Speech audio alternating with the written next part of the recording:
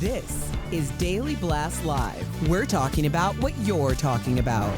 Get real. No. This Just is stop. a sham. It's finally here. Drum roll. The DBL, happy Friday, everybody. We've got a special guest in the house. Joining us today, our very own Dr. Coley. Woo! Doc, welcome. Thank You're you. on a lot of our other shows, but not so much on this show. First time ever, Jeff. Yeah, so welcome to the audience. You want to say nothing? I'm going to put you on the spot there, but you know how we do. We're silly on this show, but let's get to it. It's a good thing we got Dr. Coley in the house today and Dr. Jackson. Thank you. There we go. He's not because a we real all doctor. have questions about a serious topic. Bruce Willis, in case you haven't heard, his family posted a health update on Instagram along with this picture. They said his aphasia has progressed and he's now been diagnosed with FTD. They went on to say that while the news is painful, it's also a relief to finally have a clear diagnosis. They also thanked fans for the outpouring of support. So Dr. Coley, let's get right to it. What is FTD? What does that stand for, and how is it different than just regular dementia? So FTD stands for frontotemporal dementia. It means it involves the frontal lobe, which is the part right behind our forehead of our brain, and the temporal lobe, which is kind of the part behind our ears. And you know, dementia, guys, is sort of an umbrella term. That means you're losing some of your cognitive function, you're losing your executive function, your planning abilities, your thinking abilities, your personality. Of all the dementias out there, we know Alzheimer's quite well. Frontotemporal dementia makes up about 10 to 20% of those. And the different thing about it, it presents a lot earlier. So you can see it 10 years before Alzheimer's. You can see it as early as 40. So think about your friends that are in their 40s, and some people will start having All of us. FTD. Yeah. Exactly. So it in some ways, and it also affects the parts of the brain that are involved in our personality, our behavior, our thinking, you know, how we interact with others. So it the Bruce can Willis be. charisma could be altered. Well, and that's kind of what really struck me when I heard this. At first, I thought he just had aphasia, which of course is challenging, but it's just a language problem. But when, you know, language, personality, everything comes together, John McClane, I know. how I knew him. I mean, the image has changed, and I feel like he's a member of my family because I've known him for so many years. I watched a lot his of people movies feel when that I was way. young. Yeah. All right, well, Doc, let's talk timelines. Like from diagnosis to kind of not the end of it, but like when it's really onset, how much time are we talking? So it varies for different people because what's happening is those cells in the brain are sort of dying off or the connections are breaking. So it can be as early as 2 years, it can be as long as 20 years to sort of for the symptoms to progress. But on average, it occurs about 8 years for most people. So if Bruce Willis is 67 now, I mean, you're talking 8 years puts him at 75. And he could be in advanced stages potentially of the disease at that point. So thankfully, we've diagnosed it, but still very challenging because it's not easy to treat. And Doc, I'm sorry, Tori, I can hear our audience like yelling, like, please tell us about warning signs before we even get to diagnosis. So are there any warning signs that we should look for? You know, we don't really know what causes it. We know that if you have a family history of dementia, that you're at higher risk for FTD. But if somebody that you love or you yourself start to have changes in your language, that's a big one because this involves the language centers. When you say changes, what do you mean? I mean word finding difficulties, Al. Kind of fishing for it? Yes, fishing for words or making what we call paraphasic errors, which means you're trying to say something, you're trying to say food, but you say rude, you know, so it sounds similar, but it's the wrong word. And sometimes you may not even notice it. It may be somebody else that really picks it up and says, that sentence didn't quite make sense. That's interesting. So that's for language. And then for behavior, we can start to have disinhibition, meaning we start saying things that are inappropriate or acting out in public. Or, you know, with FTD specifically, you can have kind of compulsive eating behaviors, putting things in your mouth that are not edible, smacking your lips, you know, poor personal hygiene, doing things that put you at risk for infection, not kind of maintaining yourself. And then you can also have motor issues. So you can have trouble walking, you can have muscle weakness, you can have muscle spasms. All of those can be a part of this as well. So, you know, Demi Moore, who's still a big part of his life, said, you know, you all love Bruce. We wanted to update you. Is this them taking after him? Is he going to go to a nursing home? Like, what does this look like for them and their family? So it's really hard to predict on an individual level what your trajectory will look like because people are widely variable. So some people will progress very rapidly. Some people will progress rapidly in one phase of it, like the behavioral piece of it, but not so much the language or the motor. So it's going to be hard to predict where Bruce is going to go, but FTD is one of those conditions where you can end up in a nursing home. Yeah. You can end up in a position where you need 24/7 care, and it is one of those dementias, unfortunately, that can leave you unable to care for yourself, which is just tragic. I think they want me to squeeze this in. Who's at risk of developing dementia, and are there any treatment options out there for someone with it? Honestly, we're all at risk because one of the biggest risk factors for dementia is age, which we can't really reverse or change. Now, of course, family history can affect it. Vascular disease can affect it. So if you have heart disease or blockages in the small arteries, that can increase your risk. And then there's certain behaviors that can increase your risk of dementia, like drinking a lot of alcohol, certain other types of behaviors that can do that as well. So, we're kind of all at risk for it, but unfortunately, there's not much we can do to reverse it. One thing I would say is that people who do get diagnosed with dementia, we know that they do better if they maintain higher level cognitive function. So the last thing to do is to let them sort of just languish. You really want to draw them out intellectually, try to bring out that person that's in there. Puzzles, word puzzles, language exercises, speech therapy, those are the types of things that we can do to keep it at bay as long as possible. And maybe enjoy the day.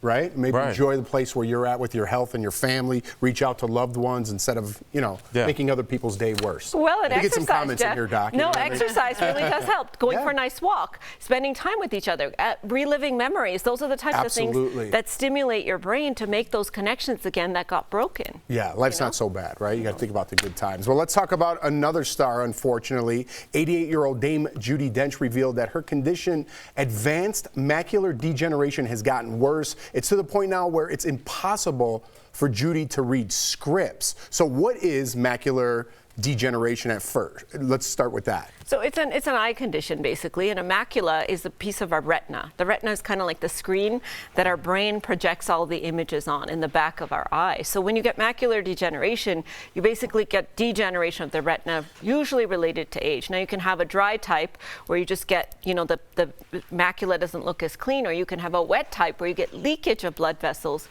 into the macula. Now, imagine watching a projection on a screen and it's got blotches on it.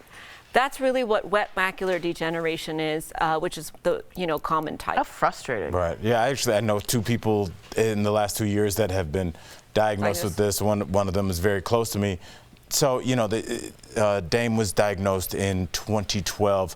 What can be done? And I'm sure a lot of people are asking, once the diagnosis has been laid out, what can be done to slow the progression of this? So early in there, they actually just kind of recommend dietary changes and supplements, antioxidants in your diet. Certain other types of fish oils and such can help with eye health in general. But later in the disease, when you start having those leaky blood vessels, you've got to zap them. So there are laser treatments that you can do. That's an older therapy. Now they have a newer therapy, Al, where they actually inject a chemical into your eye. Sounds gross. Do they put you out at least? It's not so bad. My godfather does just it. Really not hearing bad. the sentence was bad. I know. Yes, it sounds bad. It sounds bad. But yeah, my godfather does it. He says it's not as terrible as you'd think. It's really not. Yeah. I trust you, Dr. Coley, above all others. So if you say it's not that bad, and if it helps with this terrible situation, I'm all for it. Yeah. So let me ask you this: who's at risk of getting this? And are there lifestyle factors here? There are. Yeah. So age is the biggest risk factor. Of course, there's some genetics, but things like sun exposure. So we don't wear our sunglasses. That puts it at risk because the UV light hits the back of our retina. It can cause damage. People who have lighter eyes. So up here, Jeff and Tori, your iris is lighter, so you actually have less kind of built-in protection from the sun. What you eat. So junk food. Remember I talked about blood vessel health. It works in the brain, but also in the eyes. So if those tiny little blood vessels get clogged up with cholesterol and such, that can cause, problems as well. So a lot of things we can do to actually change the trajectory of the illness before it happens, which is good news. Real quickly, Doc, we got to go, but are carrots good for your eyes? Is that true? Do they see at night? Yeah, do they help you see at night? So beta carotene in carrots, eyes. there's, obviously been associated with eye health, but actually giving people beta carotene, the studies have shown can increase risk of lung cancer. Wow. So we don't take supplements, but Good carrots. news, bad news. I was carrots always like, eat your carrots. You want to be a pilot when you grow up, like a little kid. Eat carrots. They're good for you, Jeff. Okay. I endorse the carrots for you. I'm always chasing that carrot. Dr. Coley, thank you so much for being here and answering all of our questions. You can follow Dr. Coley on Twitter at PyleColeyMD, and I'm assuming Instagram as well. That's right. There you go. Thanks, Coming up on DBL, our interview with actor Corbin Burnson. He's explaining how faith played a huge role in his latest project, and Busta Rhymes reacts to a fan getting too handsy. I can see the Put video your hands where now. my eyes can see. Yeah. Erica's breaking it down in her segment, what Erica's I watching. knew Rob would get that. I got it. Yeah. Is it on? Our viewers are talking about DBL. Yes! I like that. Leaves me speechless. I'm like blushing. Thank you, thank you. That's emotional. Do I want to sit there and watch them? Yes, I do.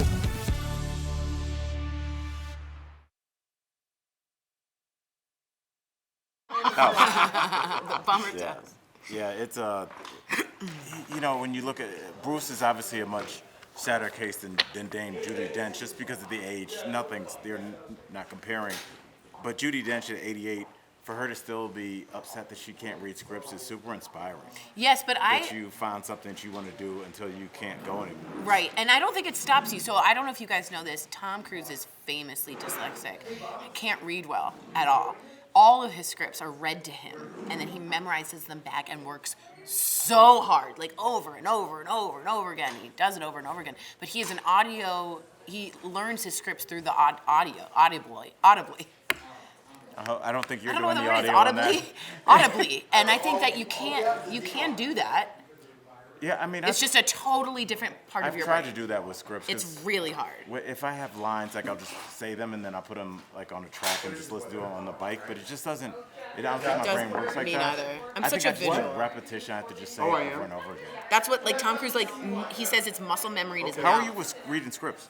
Welcome back to DBL. And I feel like you'd be really Photographic. good. You'd be really good. Do you want to know a secret?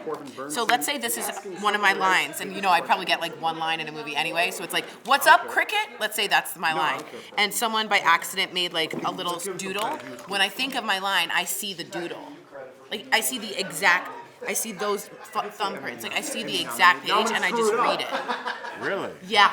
Well, that's what people want with their actors. So For it fast. to seem like they're reading. No, but I can that was an say insult. it. I know that was an insult, but it makes me be able Tori, to. one of the greatest line readers of our generation. What's up, cricket? I will miss you. Do not go. Please stay with me.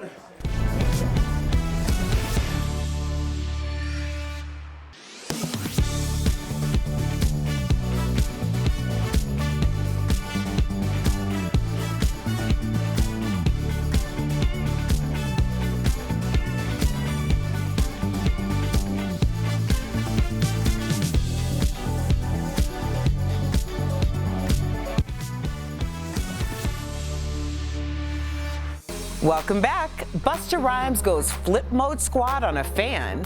The Jersey Housewives are digging up family drama. Plus, how did H-Town hottie Meg Thee Stallion celebrate her birthday? In this week's What Erica's Watching.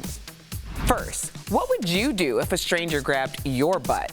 Well, here's what rapper Busta Rhymes did when a woman did just that. He quickly identified the offender and cooled her off with an ice-cold drink to the face, because apparently the chick was thirsty. Now, if she really was a fan of him, she would have just put her hands where his eyes could see.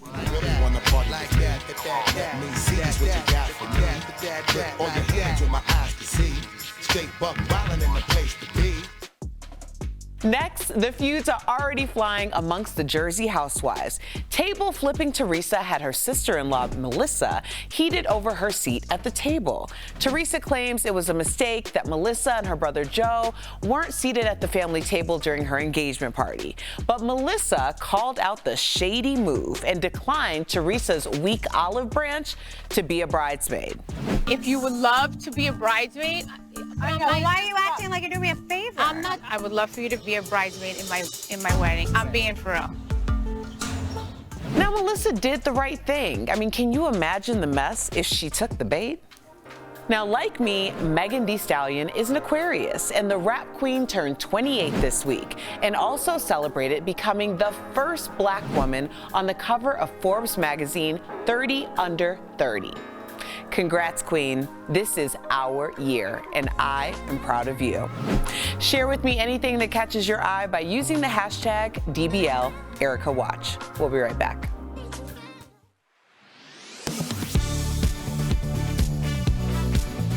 An enduring image of war and triumph. That iconic moment on February 23rd, 1945, when U.S. Marines raised the American flag over Mount Suribachi during the Battle of Iwo Jima. Made larger than life. This is the United States Marine Corps War Memorial. To commemorate Marine lives lost. It honors all those who paid the ultimate sacrifice.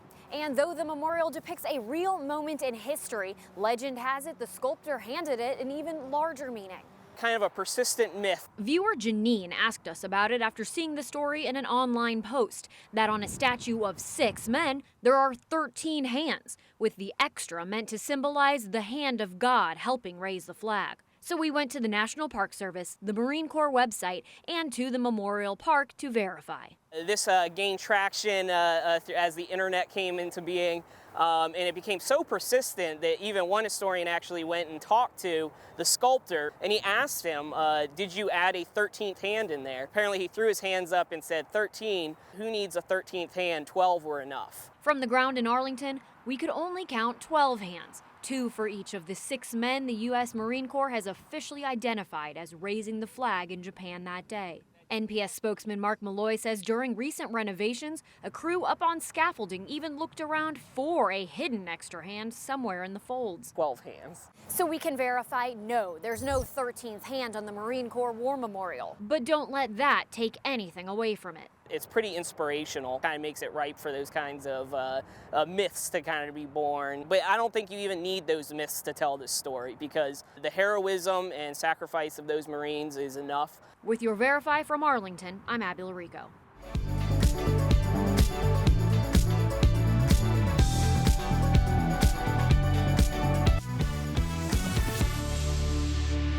Phone rings. Hi, sorry to inform you your father's just passed away. He's gone.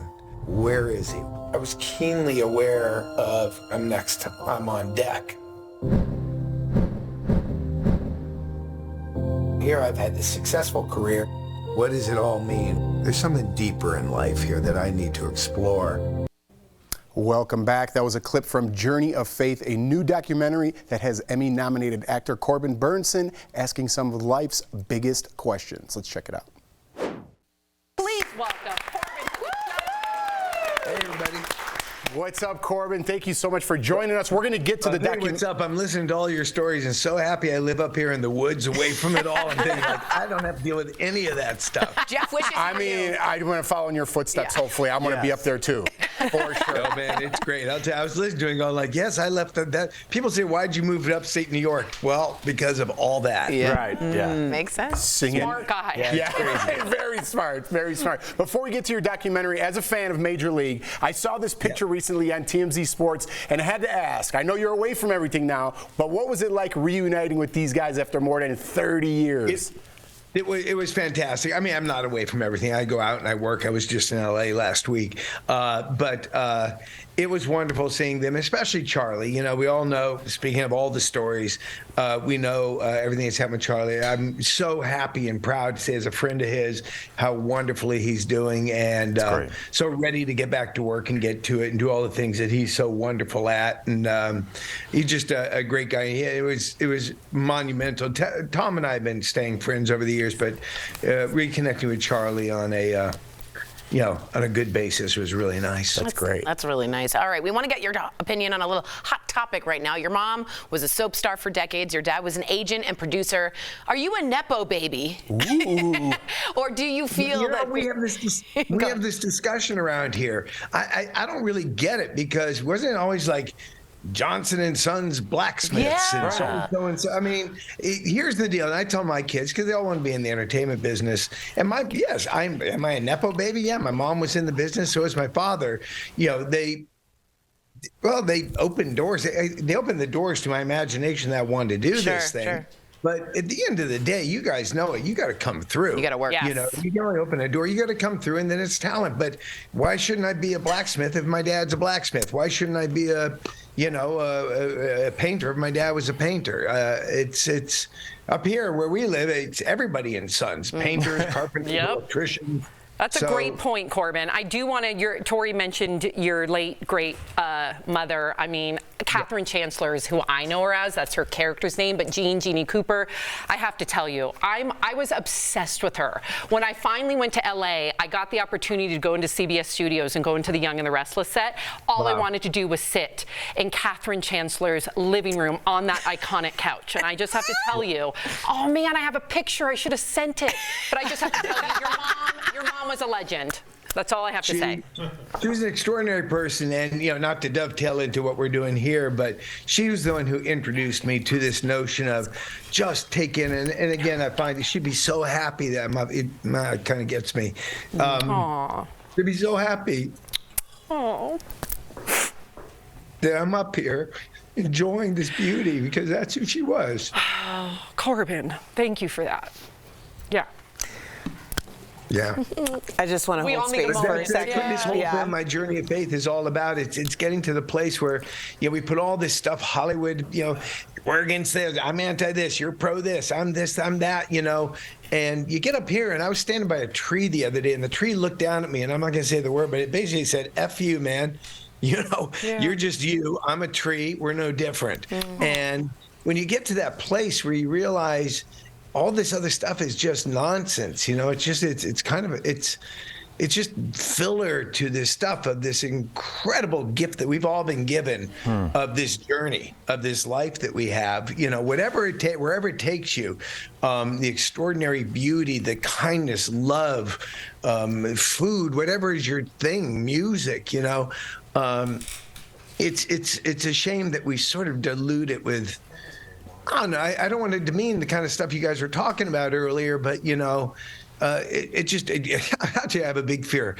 I'm afraid if I ever get nominated for anything, I won't have anything to wear because I couldn't keep up with the way people dress. I'm saying, wear that. I want to wear that. Are you crazy? I mean, I flipped through pictures. I went this is like Star Trek or something. It's like Hunger Games. I feel like I'm talking to my future self right now. This is wild. This is a wild experience. I'm loving it. It's super true. I feel like you two are two peas in a pod. Yeah. Listen, if you got any tree houses up there, put my name on one, Corbin, for me. Well, I build tree houses. That's like my jam. Awesome. I like wherever we go, I build tree houses. My new neighbor. For all the houses we've lived in, wherever they are, I always build a tree house for my kids. Oh, Corbin, you blew our mind. I hope that one day you can come, if you're ever in Denver, come to our set. We have got a lot of trees around here. A lot of trees. You're welcome. Denver's beautiful. It is. It's beautiful. And DBL Nation, you gotta check out Journey of Faith. It is a 6-part docuseries streaming now on pureflix.com. You don't want to miss it.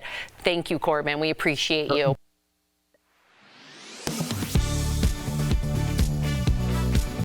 Vaccines will still be free, but other services like tests and treatments could cost you. So now that the public health emergency is expiring in May, does this mean you will have to pay the cost? Well, let's verify.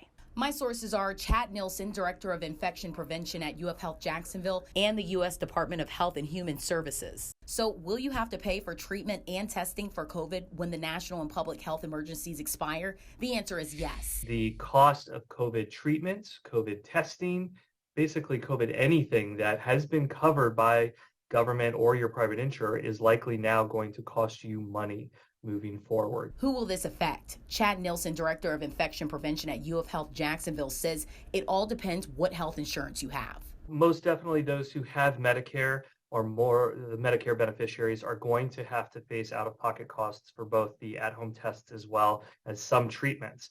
Vaccines for Medicare patients should continue to be covered at no cost. Nielsen says for those who have Medicaid, we'll have to check with their health insurance because depending on the state you live in or the level you have, treatment and testing supplies may or may not be available to you. And for those who have private insurance, we'll have to pay for tests. Nielsen says there's a variety of reasons why the public health emergency is coming to an end, mainly because we have effective vaccines, treatments, and personal protective equipment. With your Verify, I'm Brianna Ray Turner.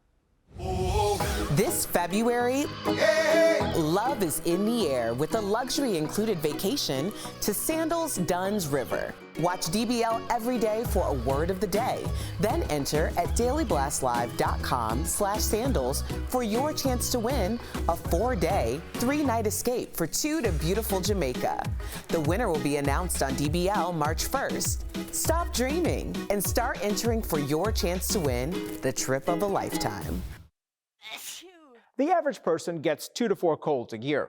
Most of these are mild and treated with rest and plenty of liquids. But MSNBC anchor Yasmin Vasugian said she developed myocarditis after a cold.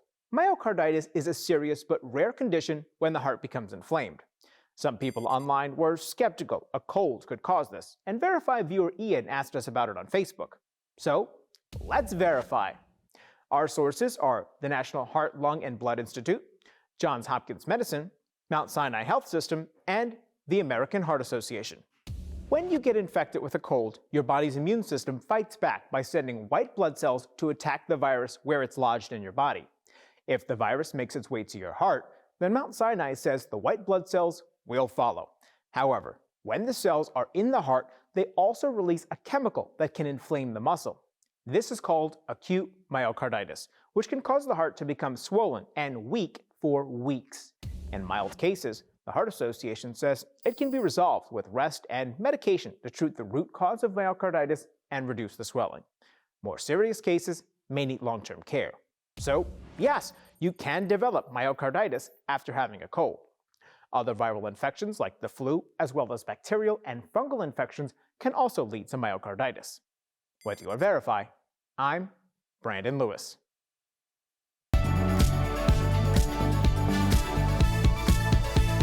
Today's Sandals word of the day is ocean. Watch DBL every day for a word of the day. Then enter at dailyblastlive.com/sandals for your chance to win a 4-day, 3-night escape for 2 to beautiful Jamaica.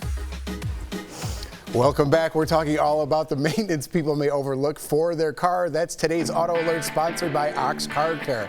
First up, get your wheels aligned, especially if you live in an area with a lot of potholes. Next, have your brakes serviced every 20,000 miles. And finally, consider getting your air conditioning system serviced before temperatures start rising this year. I can't wait for that.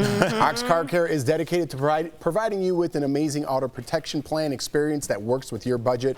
If you're looking for better car care, give them a call today at 800-687-1821. And before we go, we got to sneak in this quick story because it's hilarious. Actress Julia Fox is turning heads once again for her bizarre fashion. And if we say actress, it's Kanye's old girlfriend. How about that? She was spotted out during New York Fashion Week carrying around a life-size body bag purse. This bag is 6 feet tall and comes with a platinum blonde wig and a sign that says, "Somebody pay attention to me." Yeah. It does not. I thought of the perfect name for this. Not. What? Person. But it's purse. That's good, Al. And then, is it good? That's actually really okay, good. I thought you would hate that. I think that's good. If you were to take this into an avant-garde fashion statement, she could be saying women are treated much like objects, and that could be an interesting take on it. I don't think she is. I know she's not. Okay. Yes, she's not. But it's, I mean. Both you guys had way better ideas than she did. And that was within 5 seconds.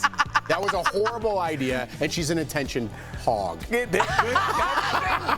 kids are in the studio, and that dad brain kicked in. That was good, Jeffrey. That was good. So I'm still on television. But it is Friday. For one more day. It is Friday. So everybody have a good weekend. We'll see you on Monday. Thanks, guys. Have a good weekend. We still got 5 seconds. Oh, yeah, let's bring back the bag. That's okay. I'm wearing that